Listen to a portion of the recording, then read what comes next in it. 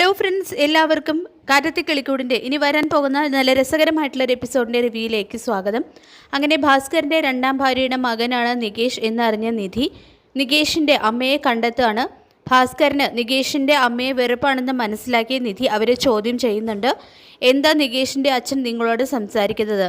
അച്ഛൻ എന്താ നിങ്ങളെ കാണുമ്പോൾ തന്നെ ദേഷ്യത്തോടു കൂടി പോകുന്നത്? നിങ്ങൾ വേറെ കല്യാണം കഴിച്ചത് കൊണ്ടാണോ എന്നൊക്കെ നിധി ചോദിക്കുമ്പോൾ അവർ പറയുന്നുണ്ട്, അതെ, എൻ്റെ മകനെ അയാളുടെ അടുത്ത് ആക്കിയിട്ട് പോയാൽ അയാൾക്ക് ദേഷ്യം വരില്ലേ? അപ്പം നിധി ചോദിക്കുന്നുണ്ട്, നിങ്ങളുടെ മകനോ? നികേഷ് അച്ഛൻ്റെ മകനും കൂടിയല്ലേ എന്ന് ചോദിക്കുമ്പോൾ അവർ പറയുന്നുണ്ട്, നികേഷ് ഭാസ്കറിൻ്റെ മകനല്ല, എൻ്റെ മാത്രം മകനാണ് എന്ന് അവർ പറയുന്നത് കേട്ട് ഞെട്ടുന്നുണ്ട് കേട്ടോ നിധി. തുടർന്ന് പറയുന്നുണ്ട്, മനസ്സിലായില്ല, അച്ഛൻ ഭാസ്കരൻ അല്ലെന്നാണോ നിങ്ങളീ പറയുന്നത് എന്ന് ചോദിക്കുമ്പോൾ അവർ പറയുന്നുണ്ട്, ഭാസ്കരൻ നികേഷിൻ്റെ അച്ഛനല്ല, അവൻ എൻ്റെ മകൻ മാത്രമാണ്. ഈ സമയം നികേഷിൻ്റെ അമ്മയുടെ ഫോണിലേക്ക് ഒരു കോള് വരുന്നുണ്ട്. നികേഷിൻ്റെ അച്ഛൻ ആരാണെന്ന് നിധി ചോദിക്കുമ്പോൾ അവർ പറയുന്നുണ്ട്, എന്നെ ഒന്ന് വിടുമോ, എനിക്കൊരു കോളുണ്ട്, ഞാൻ പോവാമെന്ന് പറയുമ്പോൾ നിധി പറയുന്നുണ്ട്, നിൽക്ക് അവിടെ, എനിക്ക് മറുപടി തന്നിട്ട് പോയാൽ മതി, എന്താ നടന്നതെന്ന് എന്നോട് പറയണം എന്ന് പറയുമ്പോൾ അവർ പറയുന്നുണ്ട്, ഞാൻ പറഞ്ഞില്ലേ എൻ്റെ മകനെ ഭാസ്കറിൻ്റെ അടുത്ത് വിട്ടിട്ട് ഞാൻ മാത്രം അവിടുന്ന് പോയി, എനിക്കിനിയും കൂടുതലൊന്നും പറയാനില്ല എന്ന് പറഞ്ഞ് നികേഷിൻ്റെ അമ്മ അവിടെ നിന്നും പോവാണ്. തുടർന്ന് നിധി വീട്ടിലേക്ക് വരികയാണ്. അപ്പോൾ സുഭാഷ് ചോദിക്കുന്നുണ്ട്, മോളെന്താ ഇത്ര പെട്ടെന്ന് വന്നതെന്ന് ചോദിക്കുമ്പോൾ നിധി പറയുന്നുണ്ട്, ഒരു ചെറിയ ജോലിയുണ്ട്, അത് തീർത്തിട്ട് പോകാമെന്ന് വിചാരിച്ചു. എനിക്ക് അച്ഛനോടൊന്ന് സംസാരിക്കണം, എൻ്റെ കൂടെ വരണം എന്ന് പറയുമ്പോൾ ഭാസ്കരൻ പറയുന്നുണ്ട്, എന്താണ് പറയാനുള്ളതെന്ന് വെച്ചാൽ അത് ഇവിടെ വെച്ച് തന്നെ പറയാലോ എന്ന് പറയുമ്പോൾ നിധി പറയുന്നുണ്ട്, എൻ്റെ കൂടെ വരണം, എവിടെ പോവാണെന്ന് പറയണമെന്ന് ഭാസ്കരൻ വീണ്ടും ചോദിക്കുമ്പോൾ നിധി പറയുന്നുണ്ട്, പറഞ്ഞാലേ വരത്തുള്ളൂ. ഭാസ്കരൻ പറയുമ്പോൾ പറഞ്ഞാലേ വരുള്ളൂ. അപ്പോൾ നിധി പറയുന്നുണ്ട്, അതൊന്നും പറയാൻ പറ്റില്ല, വാ എന്നും പറഞ്ഞുകൊണ്ട് ഭാസ്കരൻ്റെ കയ്യിൽ പിടിച്ചു വലിച്ച് അവിടെ ഒന്ന് കൊണ്ടുപോകാൻ ശ്രമിക്കുകയാണ്. അപ്പോൾ സുഭാഷ് ചോദിക്കുന്നുണ്ട്, മോളെ എന്തെങ്കിലും പ്രശ്നമുണ്ടെന്ന് പറയുമ്പോൾ നിധി പറയുന്നുണ്ട്, പ്രശ്നമൊന്നുമില്ല സുഭാഷ് ഏട്ടാ, ഞാൻ അച്ഛനെ ഒരിടം വരെ കൊണ്ടുപോവാണ്. അപ്പോൾ സുഭാഷ് പറയുന്നുണ്ട്, എന്താണെങ്കിലും പറ മോളെ.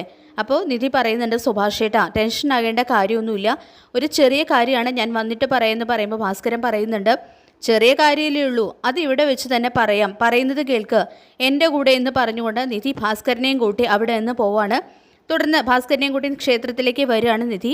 ഭാസ്കരൻ പറയുന്നുണ്ട്, ഇനിയെങ്കിലും പറ എന്താ കാര്യം എന്ന് പറയുമ്പോൾ നിധി പറയുന്നുണ്ട്, ഞാൻ അച്ഛനോട് ഒരു കാര്യം ചോദിക്കാൻ പോവാണ്, സത്യം പറയണമെന്ന് പറയുമ്പോൾ ഭാസ്കരൻ പറയുന്നുണ്ട്, ഒരു കാര്യം ഒഴിച്ച് നിനക്ക് എന്നോട് എന്ത് വേണമെങ്കിലും ചോദിക്കാം എന്ന് പറയുമ്പോൾ നിധി പറയുന്നുണ്ട്, നികേഷിൻ്റെ അമ്മയെക്കുറിച്ച് ചോദിക്കാൻ പാടില്ല അല്ലേ എന്ന് അതേ എന്ന് ഭാസ്കരൻ പറയുന്നത്.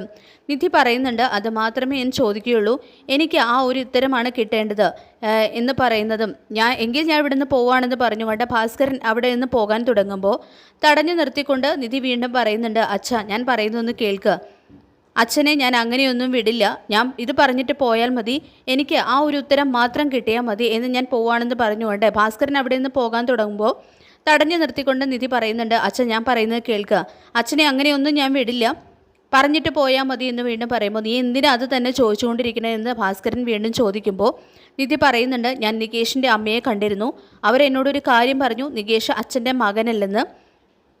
ഇത് കേട്ട് ഞെട്ടി ടെൻഷനോട് കൂടി ഭാസ്കരൻ പോകാനായിട്ട് തുടങ്ങുമ്പോൾ നിധി പറയുന്നുണ്ട്, അച്ഛൻ നിൽക്ക്, സത്യം പറഞ്ഞിട്ട് പോയാൽ മതി എന്ന് പറയുമ്പോൾ ഭാസ്കരൻ ചോദിക്കുന്നുണ്ട്, നീ എന്താ ഈ പറയുന്നത്, അവരെല്ലാവരും എൻ്റെ മക്കളാണ് എന്ന് പറയുമ്പോൾ നിധി പറയുന്നുണ്ട്, ഞാൻ ആ അർത്ഥത്തിലല്ല ചോദിച്ചത്, ബയോളജിക്കലായിട്ട് നികേഷ് അച്ഛൻ്റെ മകനല്ല, ശരിയല്ലേ എന്ന് ചോദിക്കുമ്പോൾ ഭാസ്കരൻ പറയുന്നുണ്ട്, അങ്ങനെയൊന്നുമില്ല, മറ്റെല്ലാവരെയും പോലെ അവനും എൻ്റെ മകനാണ്, മതിയോ എന്ന് ചോദിക്കുമ്പോൾ നിധി പറയുന്നുണ്ട്, എനിക്ക് ഈ കാര്യത്തിൽ ഒരു ക്ലാരിറ്റി വേണം എന്ന് പറയുമ്പോൾ ഭാസ്കരൻ ചോദിക്കുന്നുണ്ട്, ഈ ക്ലാരിറ്റിയും മണ്ണാങ്കട്ടയൊക്കെ ഒന്ന് അറിഞ്ഞിട്ട് നീ എന്ത് ചെയ്യാൻ പോവാ എന്ന് പറയുമ്പോൾ നിധി പറയുന്നുണ്ട്, ഇതൊന്നും അറിയാതെ ഞാനല്ലേ നികേഷിൻ്റെ അമ്മയെ കണ്ടെത്തി കൊണ്ടുവന്നത്, അച്ഛൻ എന്തോ ഒരു കാര്യം മറച്ചു വെക്കുന്നുണ്ട്, ദയവ് ചെയ്ത് പറയണം എന്ന് പറയുമ്പോൾ ഭാസ്കരൻ ചോദിക്കുന്നുണ്ട്, അതറിഞ്ഞിട്ട് നീ ഇനി എന്ത് ചെയ്യാൻ പോവാ എന്ന് പറയുമ്പോൾ നിധി പറയുന്നുണ്ട്, അങ്ങനത്തെ ചോദ്യങ്ങളൊന്നും വേണ്ട അച്ഛാ, സത്യം അറിയാതെ എൻ്റെ തല വെട്ടിപ്പൊളിയാണെന്ന് പറയുമ്പോൾ അവനവൻ്റെ കാര്യം നോക്കിയാൽ മാത്രം പോരെ, ഇങ്ങനെ ആവശ്യമില്ലാത്ത കാര്യത്തിലൊക്കെ കയറി ഇടപെടണോ എന്ന് ഭാസ്കരൻ ചോദിക്കുന്നതും നിധി പറയുന്നുണ്ട്, ഇത് ആവശ്യമില്ലാത്ത കാര്യമാണെന്നാണോ അച്ഛൻ വിചാരിക്കുന്നത്,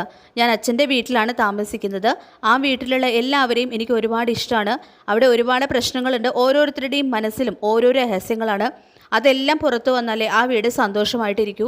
അച്ഛൻ എന്നോട് അല്പമെങ്കിലും സ്നേഹമുണ്ടെങ്കിൽ സത്യം തുറന്നു പറയണം. അച്ഛൻ്റെ ജീവിതത്തിൽ എന്താണ് നടന്നതെന്ന് എനിക്കറിയണം. ആ സ്ത്രീയെ അച്ഛൻ കല്യാണം കഴിച്ചു കൊണ്ടുവരുമ്പോൾ അവരുടെ കയ്യിൽ നികേഷ് ഉണ്ടായിരുന്നു. പിന്നെ നികേഷിനെ വീട്ടിലാക്കി അവർ വീട് വിട്ടുപോയി. വേറൊരു കല്യാണം കഴിച്ചോ എന്നെല്ലാം ചോദിക്കുമ്പോൾ ഭാസ്കരൻ പറയുന്നുണ്ട്, ഞാൻ അവളെ കല്യാണം കഴിച്ചിട്ടേ ഇല്ല. അത് വലിയൊരു കഥയാണ്. എനിക്ക് ഓർക്കാൻ പോലും ഇഷ്ടമല്ല. അത് ഞാൻ നിന്നോട് പറയണമല്ലേ എന്ന് പറയുമ്പോൾ നിധി പറയുന്നുണ്ട്, അച്ഛാ പ്ലീസ് എന്താ നടന്നതെന്ന് എന്നോട് പറയണം എന്ന് വീണ്ടും നിധി പറയുന്നതും, നീ എന്തിനാ എന്നെ ഇങ്ങനെ ശല്യപ്പെടുത്തുന്നത് എന്ന് ഭാസ്കരൻ ചോദിക്കുന്നതും നിധി പറയുന്നുണ്ട്, അച്ഛൻ എന്നോട് സത്യം തുറന്നു പറയണം അച്ഛാ, പ്രോമിസ്, ഞാനാണ് സത്യം, എന്താ നടന്നതെന്ന് പറയണമെന്ന് ചോദിക്കുന്നുണ്ട് കേട്ടോ. വീണ്ടും ഇത് കേട്ട് നിധിയോട് സത്യം തുറന്നു പറയാൻ തന്നെ തീരുമാനിച്ച് നിധിയെയും കൂട്ടി കുറച്ച് അങ്ങോട്ടേക്ക് മാറിയിരിക്കുകയാണ് ഭാസ്കരൻ. എന്നിട്ട് പറയുന്നുണ്ട്, ഞാൻ ലോറി ഓടിക്കുമ്പോൾ ഒരുപാട് നാടുകളിൽ പോകാറുണ്ട്. ലോഡുമായിട്ട് ചില സ്ഥലങ്ങളിൽ പോകുമ്പോൾ ലോഡ് ഇറക്കിയിട്ട് തിരിച്ചു വരാൻ 1 മാസം എടുക്കും. അങ്ങനെ പോകുമ്പോൾ എനിക്ക് ആ സ്ഥലത്ത് ഭക്ഷണം പിടിക്കില്ല. അങ്ങനെ പല പ്രാവശ്യം പോകുമ്പോൾ അവിടെ ഒരു ഭക്ഷണം കഴിക്കാനുള്ള സ്ഥലം കണ്ടെത്തും, താമസിക്കാനുള്ള സ്ഥലം കണ്ടെത്തും. ഇപ്പം ഞാൻ ഗുജറാത്തിലാണ് പോകുന്നതെങ്കിൽ അവിടെ അങ്ങനെ ഒരു സ്ഥലം കാണും, ഹരിയാനയിൽ പോയാൽ അവിടെ അങ്ങനെ ഒരു സ്ഥലം കാണും. അങ്ങനെ ഞാൻ ഗുജറാത്തിൽ പോയപ്പോഴാണ് ഈ സ്ത്രീയെ ഞാൻ കണ്ടത്. ഞാൻ ലോറി ഓടിക്കുന്ന സമയത്ത് 2-3 വർഷമായിട്ട് എനിക്ക് അവരെ അറിയാമായിരുന്നു. അവളും അവളുടെ ഭർത്താവും കൂടി ഒരു ഹോട്ടൽ നടത്തുമായിരുന്നു.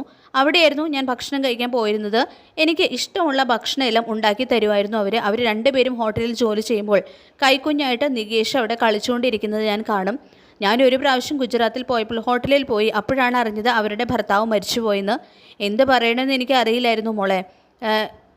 എനിക്കൊരു കൈക്കുഞ്ഞില്ലേ, ഹോട്ടലുണ്ടല്ലോ, വരുമാനം ഉണ്ടല്ലോ, സഹായിച്ച ബന്ധുക്കളൊക്കെ ഉണ്ടല്ലോ എന്ന് കരുതി സമാധാനിപ്പിച്ച് ഞാൻ അവിടെ ഒന്ന് പോയി. പിന്നീട് ഒരിക്കൽ ലോഡുമായിട്ട് ഞാൻ ഗുജറാത്തിൽ ചെന്നപ്പോൾ അവരുടെ കടയിൽ പോയി. അപ്പോൾ ഒരുത്തൻ അവരെ കല്യാണം കഴിക്കണമെന്ന് പറഞ്ഞ് ശല്യപ്പെടുത്താറുണ്ടെന്ന് പറഞ്ഞു. ആ സ്ത്രീക്കാണെങ്കിൽ അയാളെ ഇഷ്ടമല്ലായിരുന്നു. അയാളുടെ ശല്യം സഹിക്കാനാകാതെ അവരെന്നോട് പറഞ്ഞു, എന്നെ ഇവിടെ നിന്ന് എവിടേക്കെങ്കിലും കൂട്ടിക്കൊണ്ട് പോകുമോ എന്ന് ചോദിച്ചു. അവരെ കണ്ട് സഹതാപം തോന്നി, എനിക്ക് സഹായിക്കണമെന്ന് തോന്നി. അവർ പറഞ്ഞു, കൊച്ചു കുഞ്ഞിനെയും കൊണ്ട് എനിക്ക് എന്ത് ചെയ്യണമെന്ന് അറിയില്ല, എന്നെ ഈ നാട്ടിൽ നിന്ന് കൊണ്ടുപോകണമെന്ന് പറഞ്ഞ് അവർ കാല് പിടിച്ചപ്പോൾ ഞാൻ അവനെയും കുഞ്ഞിനെയും കൂട്ടി നമ്മുടെ വീട്ടിലേക്ക് വന്നു. അങ്ങനെ വന്നതാണ് നികേഷും ആ സ്ത്രീയും എന്ന് പറയുമ്പോൾ നിധി ചോദിക്കുന്നുണ്ട്, അപ്പോൾ അച്ഛൻ അവരെ കല്യാണം കഴിച്ചിട്ടില്ലേ എന്ന് ചോദിക്കുമ്പോൾ ഭാസ്കരൻ പറയുന്നുണ്ട്, ഞാൻ എന്തിനാ അവരെ കല്യാണം കഴിക്കുന്നത് എന്ന് പറയുമ്പോൾ നിധി വീണ്ടും ചോദിക്കുന്നുണ്ട്, നിങ്ങൾ 2 പേർക്കും ഇടയിൽ ഒരു റിലേഷൻഷിപ്പും ഇല്ലേ എന്ന് ചോദിക്കുമ്പോൾ ഭാസ്കരൻ ചോദിക്കുക, എന്താ മോളെ, അവളുടെ കൂടെ എനിക്ക് എന്ത് റിലേഷൻഷിപ്പാണ്? 4 ദിവസം എൻ്റെ കൂടെ ലോറിയിൽ ട്രാവൽ ചെയ്തു വന്നു, എവിടെ പോകണമെന്ന് അറിയില്ല എന്ന് പറഞ്ഞപ്പോൾ ശരി എന്ന് പറഞ്ഞ് ഞാൻ വീട്ടിലേക്ക് കൂട്ടിക്കൊണ്ടുവന്നു. നാട്ടുകാരെന്തൊക്കെയോ പറഞ്ഞു, ഞാൻ അതൊന്നും ശ്രദ്ധിക്കാനേ പോയില്ല. അവരും കുഞ്ഞും വീട്ടിൽ ജീവിക്കട്ടെ എന്ന് തീരുമാനിച്ചു. പിന്നീട് സുഭാഷും സുധീഷും ഹരീഷും എല്ലാം നികേഷിൻ്റെ ഒപ്പം കളിക്കാൻ തുടങ്ങി. വിശ്വസിക്കാനാവാതെ നിധി ചോദിക്കുന്നുണ്ട്, അപ്പോൾ പിന്നെ അച്ഛൻ എപ്പോഴും അവരെ കല്യാണം കഴിച്ചതെന്ന് ചോദിക്കുമ്പോൾ ഭാസ്കരൻ പറയുന്നുണ്ട്, ഞാൻ അവരെ കല്യാണം കഴിച്ചിട്ടില്ല എന്ന് പറഞ്ഞില്ലേ, പിന്നെ എന്തിനാ എപ്പോഴാണ് കല്യാണം കഴിച്ചതെന്ന് ചോദിക്കുന്നതെന്ന് പറയുമ്പോൾ നിധി ചോദിക്കുന്നുണ്ട്, പിന്നെ എന്താ നടന്നത്? അപ്പോൾ ഭാസ്കരൻ പറയുന്നുണ്ട്, അവളുടെ ഭർത്താവ് മരിച്ചതിന് ശേഷം ഒരുത്തൻ അവളെ ടോർച്ചർ ചെയ്യുന്നുണ്ടായിരുന്നല്ലോ, എന്നെ കല്യാണം കഴിക്കണം എന്നൊക്കെ ചോദിച്ചുകൊണ്ട്. അപ്പോൾ അവൻ അഡ്രസ്സ് കണ്ടുപിടിച്ച് ഇവിടെ വന്നതെന്ന് തോന്നുന്നു. ഇവളാണെങ്കിൽ ഭയന്ന് അയാളുടെ കൂടെ പോയപ്പോൾ അവൾ അവളുടെ കൈക്കുഞ്ഞായി നികേഷിനെ ഉപേക്ഷിച്ചിട്ടാണ് പോയതെന്ന് പറയുമ്പോൾ നിധി പറയുന്നുണ്ട്, അങ്ങനെയാണെങ്കിൽ ആ ലേഡിക്കും അച്ഛനും ഒരു ബന്ധവുമില്ലല്ലോ എന്ന് പറയുമ്പോൾ ഭാസ്കരൻ പറയുന്നുണ്ട്, ഇത് തന്നെയല്ലേ ഞാൻ പറഞ്ഞുകൊണ്ടിരിക്കുന്നത്. പിന്നെയും ചോദിക്കുന്നത് എന്തിനാണെന്ന് ഭാസ്കരൻ ചോദിക്കുമ്പോൾ നിധി പറയുന്നുണ്ട്, അപ്പോൾ ആ സ്ത്രീയെ സഹായിക്കാൻ വേണ്ടിയാണ് അച്ഛൻ വീട്ടിലേക്ക് കൂട്ടിക്കൊണ്ടുവന്നത്. ആ സ്ത്രീയെ അച്ഛൻ കല്യാണം കഴിച്ചിട്ടില്ല എന്ന് ചോദിക്കുമ്പോൾ ഭാസ്കരൻ പറയുന്നുണ്ട്, അയ്യോ ഞാൻ എത്ര പ്രാവശ്യം പറഞ്ഞു മോളെ നിന്നോട് കല്യാണം കഴിച്ചിട്ടില്ല എന്ന്. ഭർത്താവ് മരിച്ചതിന് ശേഷം ആ സ്ത്രീ തനിച്ച് കട നടത്തുകയായിരുന്നു. ഒരുത്തൻ അവളെ ടോർച്ചർ ചെയ്ത് കല്യാണം കഴിക്കാം എന്ന് പറഞ്ഞുകൊണ്ടിരുന്നു. എന്നെ സഹായിക്കണേ എന്ന് പറഞ്ഞ് എൻ്റെ കാല് പിടിച്ചപ്പോൾ ഞാൻ അവളെ സഹായിക്കാനായിട്ട് അവളുടെ കുഞ്ഞിനെയും കൂട്ടി തിരുവനന്തപുരത്തേക്ക് വന്നു. അതിനുശേഷം ആ കുഞ്ഞിനെ ഇവിടെ കളഞ്ഞിട്ട് അവൾ ആ ടോർച്ചർ ചെയ്തവൻ്റെ കൂടെ ഒളിച്ചോടി പോയി. അത്രയേ ഉള്ളൂ, ഇതാ നടന്നത് എന്ന് പറഞ്ഞുകൊണ്ട് ഭാസ്കരൻ വിഷമത്തോടുകൂടിയിരിക്കുമ്പോൾ കണ്ണ് നിറഞ്ഞുകൊണ്ട് നിധി പറയുന്നുണ്ട്, അപ്പോൾ ആ സ്ത്രീയെ സഹായിക്കാൻ വേണ്ടിയാണ് അച്ഛൻ ഇതെല്ലാം ചെയ്തത്. പക്ഷേ അവർ നികേഷിനെ അച്ഛനെ ഏൽപ്പിച്ചിട്ട് ഒരാളുടെ കൂടെ ഒളിച്ചോടിപ്പോയി. ഇത് മാത്രമാണ് അച്ഛനും നികേഷും തമ്മിലുള്ള ബന്ധം, അങ്ങനെയല്ലേ എന്ന് ചോദിക്കുമ്പോൾ ഭാസ്കരൻ പറയുന്നുണ്ട്, അന്നത്തെ അവസ്ഥയിൽ അങ്ങനെയായിരുന്നു. പക്ഷേ അതിനുശേഷം സുഭാഷിൻ്റെയും സുധീഷിൻ്റെയും ഹരീഷിൻ്റെയും ഒപ്പം അവൻ കളിക്കാൻ തുടങ്ങി. ആ പിഞ്ചു കുഞ്ഞിൻ്റെ മുഖത്ത് ചിരിയും സന്തോഷവും കാണുമ്പോൾ എനിക്കിഷ്ടപ്പെട്ടിരുന്നു. അവൻ്റെ അമ്മയുടെ മുഖം മറന്ന് എൻ്റെ മുഖം കണ്ട് അരികിലേക്ക് ഓടി വരുമായിരുന്നു. ഓടി വന്ന് എൻ്റെ കയ്യിൽ പിടിക്കുന്ന അവനെ എനിക്ക് വിട്ടുകളയാൻ പറ്റുമോ? അവരെല്ലാവരും ചേട്ടാനുജന്മാരായിട്ട് ജീവിക്കാൻ തുടങ്ങി. ആ സമയത്ത് നിൻ്റെ അച്ഛൻ വേറെയാ അമ്മ വേറെയാണെന്നൊക്കെ പറയാൻ പറ്റുമോ? എങ്കിൽ പിന്നെ അവനും എൻ്റെ മകനായിട്ട് തന്നെ ജീവിക്കട്ടെ എന്ന് ഞാൻ വിചാരിച്ചു. മോളെ, അവന് നികേഷ് എന്ന് പേരിട്ട് ഞാനാണെന്ന് പറയുമ്പോൾ നിധി ചോദിക്കുന്നുണ്ട്, ഇതെല്ലാം വീട്ടിൽ ആർക്കെങ്കിലും അറിയോ എന്ന് പറയുമ്പോൾ ഭാസ്കരൻ പറയുന്നുണ്ട്, അതൊന്നും എനിക്കറിയില്ല എന്ന് പറയുമ്പോൾ നിധി പറയുന്നുണ്ട്, ഉറപ്പായും ആരും അറിയാൻ ചാൻസ് ഇല്ല.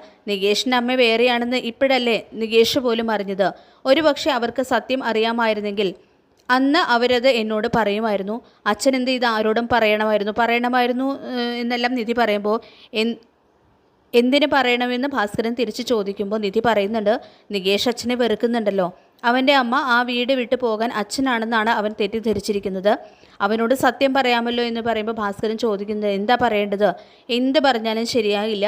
അവൻ്റെ മനസ്സിൽ ഞാനാണ് അവൻ്റെ അച്ഛൻ. അവൻ്റെ അമ്മ പോയെങ്കിലും അച്ഛനായിട്ട് ഞാനുണ്ടെന്ന് അവൻ വിശ്വസിക്കുന്നു. ആ സമയത്ത് നിൻ്റെ അച്ഛൻ ഞാനല്ലെന്ന് പറഞ്ഞാൽ അവൻ്റെ മനസ്സ് തകർന്നു പോയില്ലേ? അവൻ്റെ അമ്മ അവനെ വിട്ടു പോയാലും അവനെ വെറുക്കാനായിട്ട് ഞാൻ ഒരുത്തനില്ല. അത് മതി. അവനോട് നിൻ്റെ അച്ഛൻ മരിച്ചുപോയി, നിൻ്റെ അമ്മ നിന്നെ വേണ്ടാന്ന് വെച്ച് പോയതാണെന്നൊക്കെ പറഞ്ഞാൽ അവൻ്റെ ഭാവി കാലം എന്താകും? അവൻ എന്നെ അച്ഛനായിട്ട് വിചാരിച്ച് വെറുത്തുകൊണ്ടിരിക്കട്ടെ, അത് വിട്ടേക്ക് എന്നെല്ലാം പറഞ്ഞുകൊണ്ട് ഭാസ്കരൻ വിഷമത്തോടു കൂടി ഇരിക്കുമ്പോൾ കരഞ്ഞ് ഭാസ്കരൻ്റെ കയ്യിലേക്ക് പിടിക്കുന്നുണ്ട് നിധി. എന്താണെന്ന് ഭാസ്കരൻ ചോദിക്കുമ്പോൾ നിധി പറയുന്നുണ്ട്, അച്ഛനെ പറ്റി ഞാൻ എന്തൊക്കെയോ വിചാരിച്ചു പോയി. ഞാൻ ചിന്തിച്ചതുപോലെയൊന്നും അല്ല അച്ഛൻ. അപ്പോൾ ഭാസ്കരൻ പറയുന്നുണ്ട്, ഇത് ചോദിക്കാൻ വേണ്ടിയാണോ നീ എന്നെ കൂട്ടിക്കൊണ്ടുവന്നത്? ഇനി നീ വീട്ടിലേക്ക് പോയിക്കോ, കരയാതെ എന്ന് പറയുമ്പോൾ നിധി പറയുന്നുണ്ട്, സത്യമായിട്ട് ഞാൻ പറയാം, ഇങ്ങനെയൊന്നും ആരും ചെയ്യില്ല. മറ്റൊരാളുടെ കുഞ്ഞിനെ സ്വന്തം കുഞ്ഞിനെ പോലെ വളർത്തി അവൻ വളർന്നു. അച്ഛനെ ഒരുപാട് വഴക്ക് പറയുന്നു, അടിക്കാൻ വരുന്നു. പക്ഷേ അച്ഛൻ അവൻ്റെ മനസ്സ് വേദനിപ്പിക്കുന്ന രീതിയിൽ ഒരു സത്യങ്ങളും തുറന്നു പറയുന്നില്ല.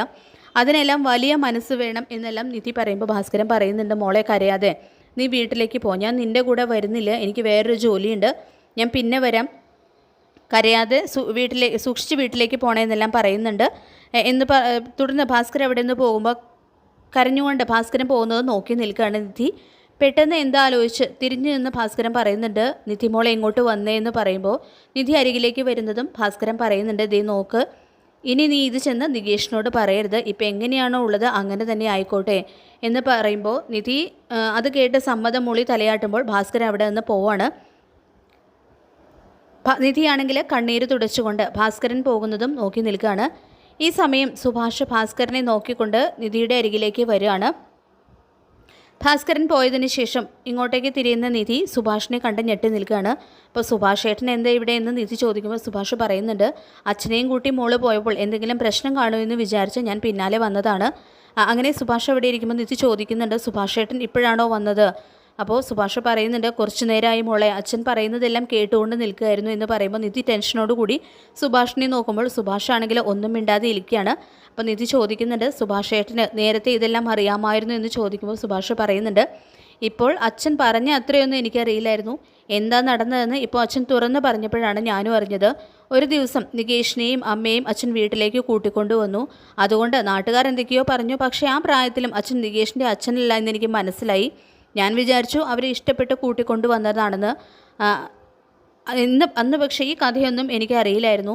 മോളെ, നിന്നോട് പറയുമ്പോഴാണ് ഞാനും അറിഞ്ഞത് എന്ന് പറയുമ്പോൾ നിധി ചോദിക്കുന്നുണ്ട്, സുഭാഷ് ഏട്ടൻ ഇതൊന്നും അച്ഛനോട് ചോദിച്ചിട്ടില്ലേ എന്ന് പറയുമ്പോൾ ഇല്ല മോളെ എന്ന് സുഭാഷ് പറയുമ്പോൾ നിധി പറയുകയാണ്, തുടക്കത്തിൽ സുഭാഷ് ഏട്ടനെ അറിയാമായിരുന്നല്ലോ നികേഷിൻ്റെ അച്ഛനല്ല നിങ്ങളുടെ അച്ഛനെന്ന്.